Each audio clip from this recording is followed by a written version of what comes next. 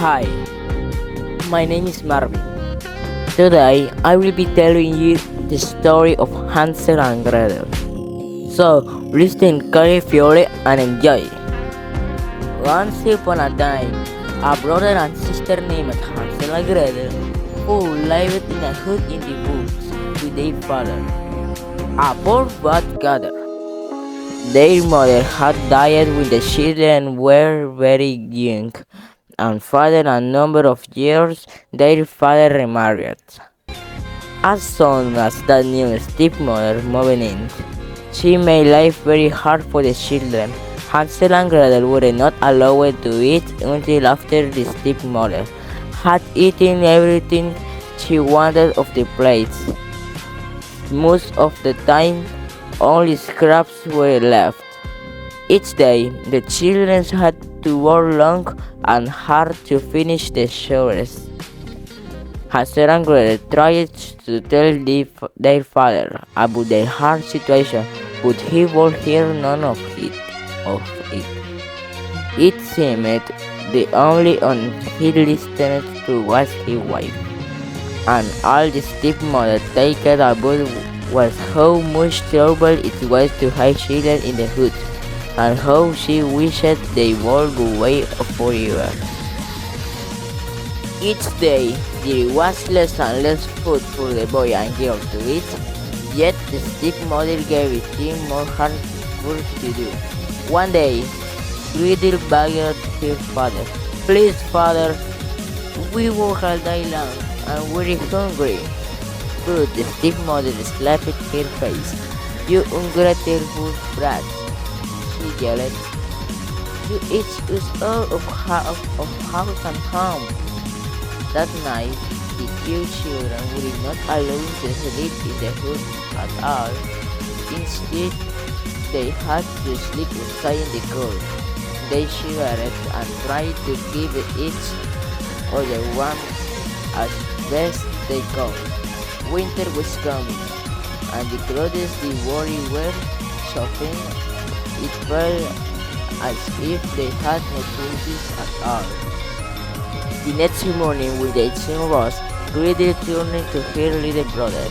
"Hansel," she said, "we cannot stay here anymore. We must escape today.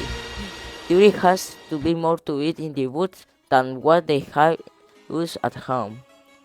"What if we get lost?" said Hansel. "How could we get back?" "I will take bread with you," said Gretel, "and left crumbs of bread behind us. If we have to come back, all we need to do is to follow the crumbs back home." And so the two of them escaped from the house in the wood and left behind their hard life. They went deeper and deeper into the woods.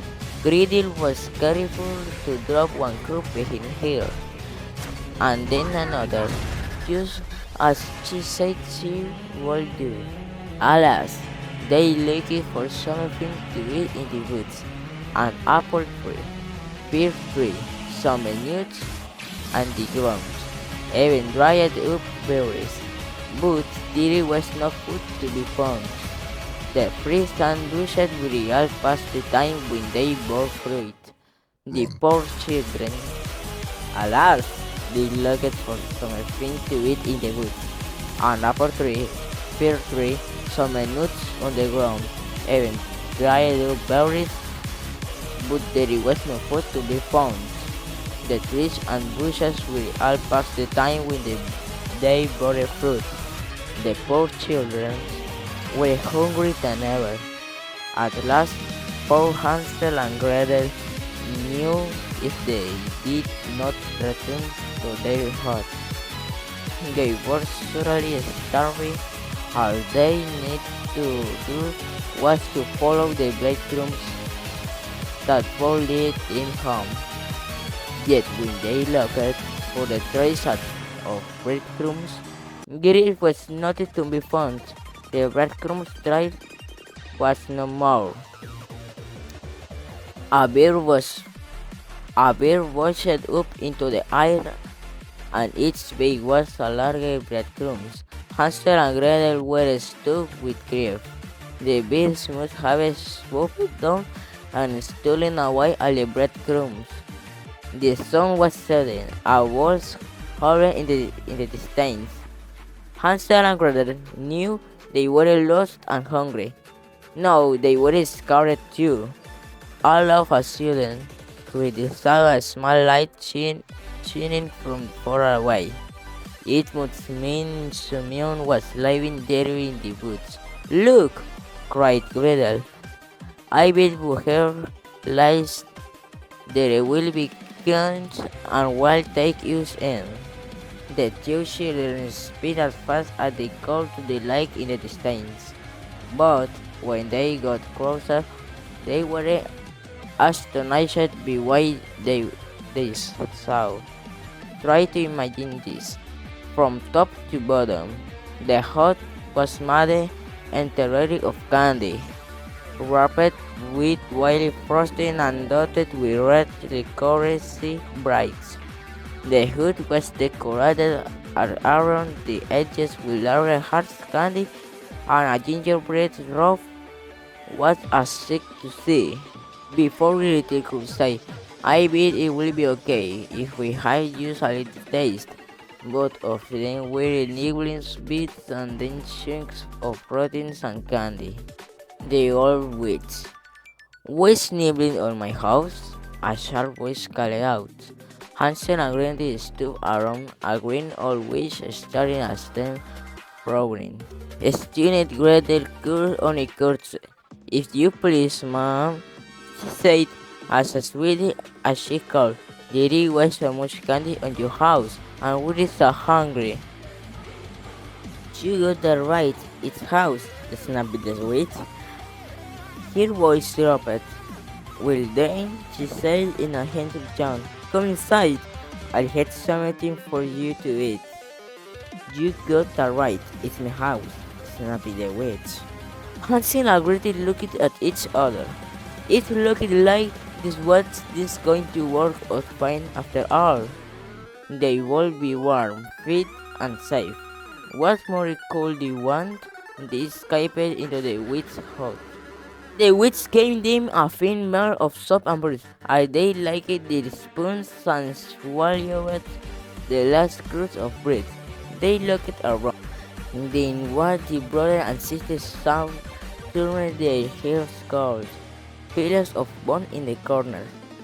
Yet the two children very tired, so tired that they tried not to think about any of this. Instead, they quietly fell asleep, locked in a cave. When he awoke the next morning, Hansel found himself locked in a cave. The witch ran to Gretel. Your brother will stay there from now on. Every day, I will fatten him up until he's ready to make me a fine dinner. She laughed, rubbing her hands with glee.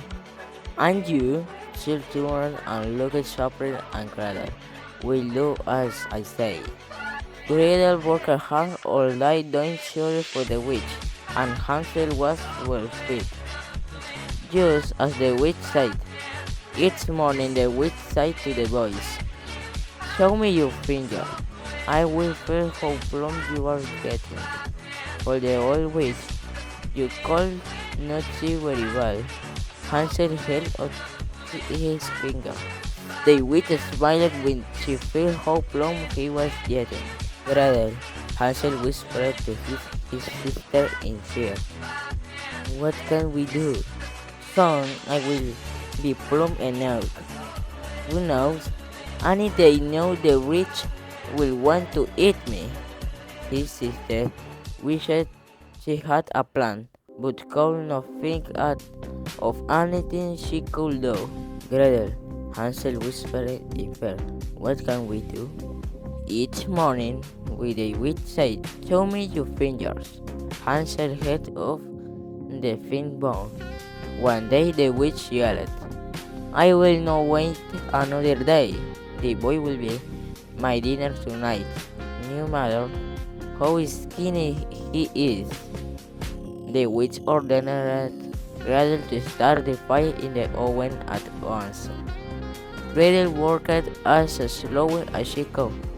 Why was the witch looking at her with such a sly smile? Be a dear, she said the witch with a slow breath. Go inside the oven, won't you? Tell me if it is hot enough. Gretel her escaped of bed. If she did that, the witch could push her inside and she would eat the box. But that gave her an idea. Gretel looked down. I am not sure how to tell if the fire is hot enough. Go inside the oven, won't you? Tell me if it is hot enough. No sensei, sighed the witch. Nothing could be easier. Just go in. Sighed Gretel slowly. Please, show me fear. A stupid girl, snapped the witch, mumbling and grumbling. She stepped inside the oven. The moment the witch was inside, Gretel quickly slammed the door. Gretel! Hansel cried out. You savages! The sister tried to think fast. Where is that key to your cave? She looked and looked. At last, she found it bearing a heavy bar. She freed her brother from the cave. How they hugged and laughed. Then she went back to the barrel. Why was it so heavy? And that is when she found out why. The barrel was filled with precious jewels. Their pockets filled with jewels. Hansel and Gretel ran out of the witch, but as fast as they could, reunited. They soon found a small path and followed it. The small path led to a wider path, and the wider path led to a road. They would be the side of the road hoping someone would ride by. A horseman shouted up and Hansel and Gretel waved their hands. When he stopped, the children offered one of the small jewels. The horseman was happy to give them a ride home. When the brother and sister opened the door to their home, their father was filled with joy to see them. He had worried night and day since they left.